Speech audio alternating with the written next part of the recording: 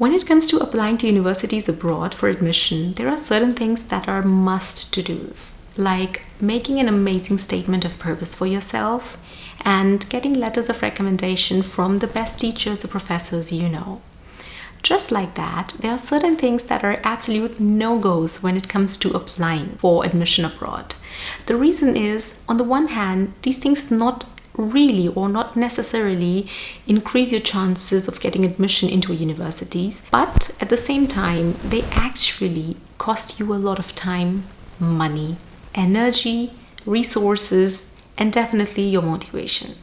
Hi there, this is Nikita and welcome to another video on my channel where I will be sharing with you 3 things that are absolute no-goes when it comes to applying to a university abroad. The very first to begin with is applying to a university where the cutoff score difference between your grade in bachelor's and the cutoff requirement of the university is way too high. Let's take for an example, there's a University X and their cutoff score to get admissions into computer science masters is 90%. And you have in your bachelor's a score of 65 or 70%. Now this is a huge difference of 20%, which means when you apply to such a university, your application will be filtered out, sadly, in the very first step when the application review process will start. Because the very first thing, or one of the very first things they would see is the cutoff score. The reason is, naturally, each university has a limited amount of seats for international students. And if you're applying for those limited amount of seats, you are definitely not the only one applying. And you are definitely not the only one applying with that score. There will be students who will be applying who actually satisfy the score, who actually satisfy almost the score. That is, they might be 85, 86, 87 percenters, and there might be people who are 80 percenters. Why you should not be applying is not only that your application will be rejected in the very first step, but each and every minute and each and every resource you put into creating that application for this university will just go wasted, because neither your statement of purpose will be read, nor your recommendation letters will be seen, nor your resume that you prepared for very specifically this university will be given even a chance to be looked upon. I do not necessarily mean that you should never apply to university that has a higher cutoff score than what you scored. You definitely should have a plan, like if you have X% in your bachelor's, then you should apply to universities that have X plus Y cutoff score. Then you should apply to universities that have exactly the cutoff score of your level, and then you should also apply to certain universities that have a cutoff score below what you scored in your bachelor's. The reason is, like this, you will have a good spectrum of universities to apply to, and you can always later on choose which university you want to go to. But applying to a university where the cutoff difference is this huge is merely not sensible. You might now say that I still will apply because there are students who sometimes don't really accept the offer of this university, and I might really actually have a chance of going up because I can be in the awaiting list and then I can get admitted to it. Yes, you could be, but just think about that. If the cutoff score is 90% and you are 65 or 70%, do you not think that there will be students who will be between these 20%? Definitely there will be. And instead of putting your time and energy and resources into this application, why not actually applying and sending your applications to universities that have higher chances of you taking as a student? Number 2 no-go is writing a generic statement of purpose. Never ever write a statement of purpose that is just generic to all university and has some sentences or paragraphs or phrases like, I am desperately waiting to get to your university because your university is prestigious and it has been my dream to get into this university, blah blah blah. To some of you it might sound stupid because you might think, who writes actually a generic statement of purpose?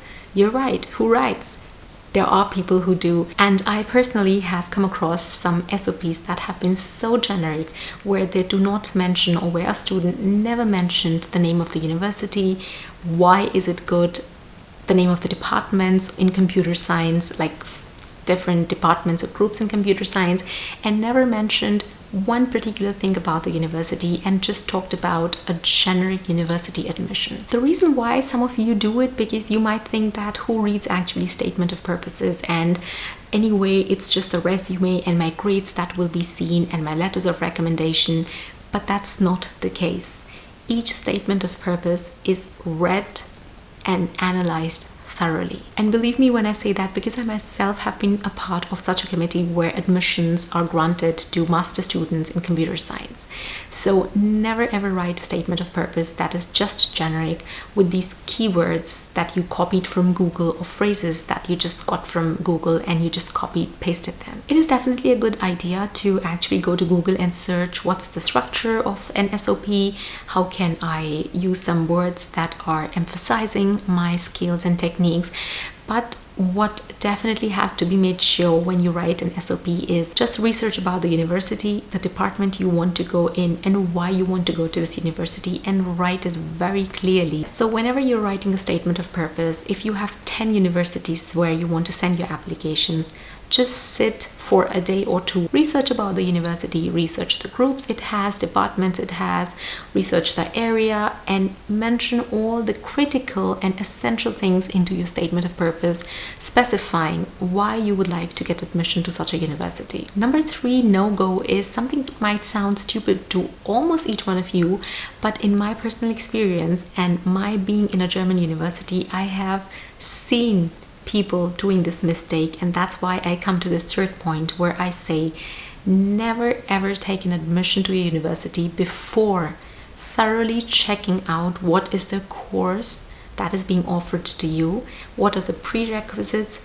what is expected out of you as a student, and what is exactly that you're going to study. And with this, what I mean is, it often happens that when we get admission letters, we just see, okay, this is the course, for example, computer science and software engineering, and we are like so happy and overwhelmed that we don't really think through or go through the modules that are being offered in that particular course.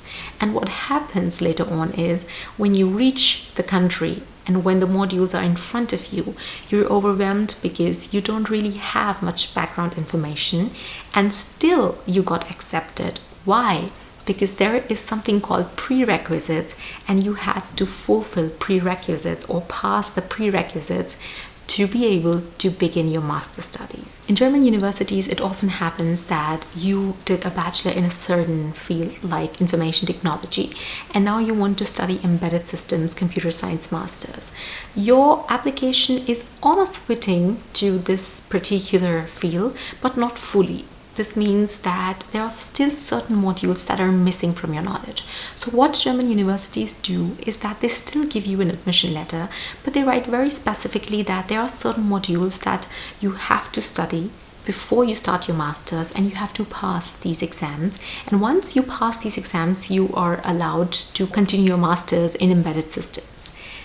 It has happened with some of the students that they came and they thought, okay, prerequisites are just certain exams that we have to take. It took them some time until they realized that they are just not some prerequisites that they just have to take an exam, but they actually have to pass them.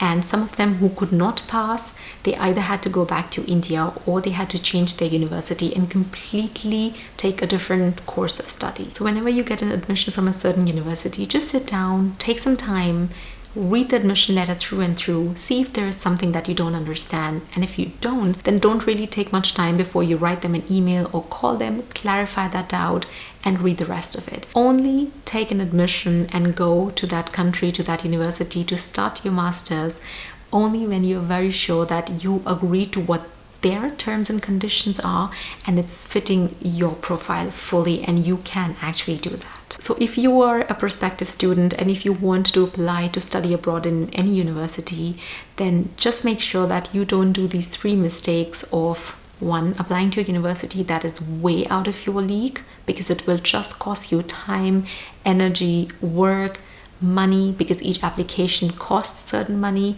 And needless to mention, you deep down would know that, okay, I might get rejection from it, and when you get it, it really costs your motivation as well. Second, do not prepare a generic statement of purpose for each university you're applying to. prepare a very specific statement of purpose for that particular university and make sure that you read it 2 to 4 times thoroughly before you send it to them. And third, once you get admitted to a university, just go through nicely, literally nicely, through your admission letter and see if there are things that are clear, not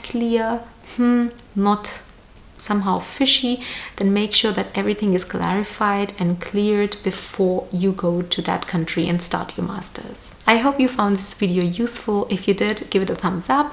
If there are any queries or comments or questions regarding admissions to universities abroad, write them in the comment section below or write me an email. It is there below my channel description.